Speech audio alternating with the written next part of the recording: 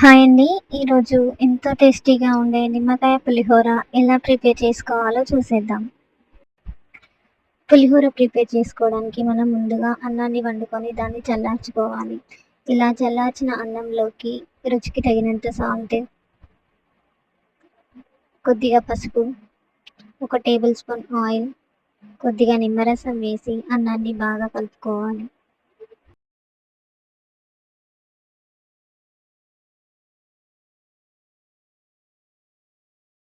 ఇలా కలుపుకున్న అన్నంని పక్కకు పెట్టుకోవాలి. ఇప్పుడు స్టవ్ ఆన్ చేసి ప్యాన్ పెట్టుకొని అందులో 2 టేబుల్ స్పూన్ల ఆయిల్‌ని వేసుకోవాలి. ఆయిల్ బాగా హీట్ అయ్యాక జీలకర్ర, పల్లీలు వేసుకోవాలి. పల్లీలను బాగా ఫ్రై చేసుకోవాలి. పల్లీలు ఫ్రై అయ్యాక అందులోనే 2 టేబుల్ స్పూన్ల మినపప్పు, 2 టేబుల్ స్పూన్ల శనగపప్పు వేసి బాగా ఫ్రై చేసుకోవాలి.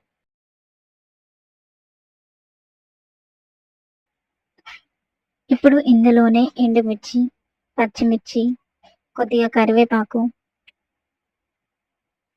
5, 6 మిరియాలు వేసి బాగా ఫ్రై చేసుకోవాలి. ఇప్పుడు తగినంత సాల్ట్ వేసుకోవాలి. కొద్దిగా పసుపు కూడా వేసుకోవాలి. ఇందులోనే నానబెట్టిన బఠానీ కూడా వేసి వీటన్నింటిని బాగా ఫ్రై చేసుకోవాలి. ఇప్పుడు ఈ తాలింపుని మనం ముందుగా కలుపుకున్న అన్నంలో వేసి బాగా కలుపుకోవాలి.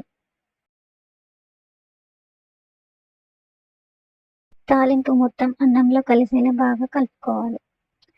అంతే అండి. ఎంతో టేస్టీగా ఉండే నిమ్మకాయ పులిహోర రెడీ. ఈ పులిహోర చాలా తొందరగా ప్రిపేర్ చేసుకోవచ్చు. ఇంకా మనం ప్రసాదంలా కూడా వాడుకోవచ్చు.